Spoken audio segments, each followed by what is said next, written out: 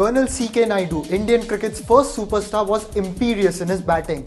His commanding stature on and off the field gave him the reins of captaincy in India's first ever test at Lord's in 1932. Cricket Country goes back in time to talk about one of his epic knocks before he stepped onto the test arena. On December 1, 1926, CK smashed 153 for the Hindus against the touring Marylebone Cricket Club. It was a knock that contained 13 fours and 11 sixes and thrilled the crowds completely. CK Naidu, he was known as the Shahenshah of Indian cricket.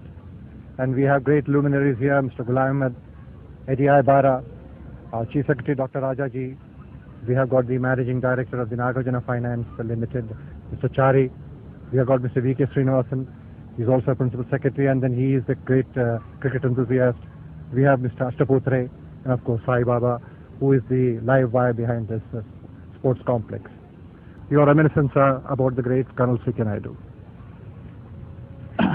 This is the centenary year of Colonel C.K. Naidu, and I would recommend each and every sport organization connected with the game to celebrate it in a befitting manner, to pay homage to a very great cricketer India has produced. Unfortunately, in his days, the test cricket was almost negligible. He, if I remember correctly, had played hardly half a dozen test matches because during the war, there was no cricket at all. And in his heydays, India was not recognized as a test country.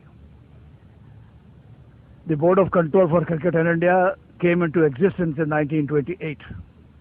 If C.K. Naidu had born then, the story today would have been different. His name was household in India while he was playing in various tournaments conducted in this country. He played in England and made a name. He was the first Indian cricketer to be in the Wisden. Rajaji with us. Dr. Rajaji has got a long history. Dr. Rajaji, Tamil Nadu, and all. Cricket is a part of, as a matter of fact, Madras, Tamil Nadu, and the Rajaji family itself. Well, sir, you must have seen Colonel C.K. Naidu in action. What are your impressions about this great cricketer?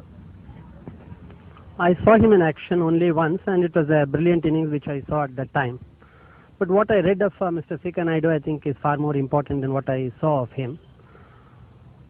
C.K. Naidu was probably among the best cricketers which this country has produced. The only tragedy of his life was that he was born too early. If he were born maybe 20 years later, probably he would have been among the various records which are entered in the Wisden today.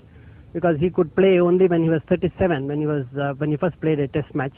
And then again his cricketing career was interrupted due to the World War.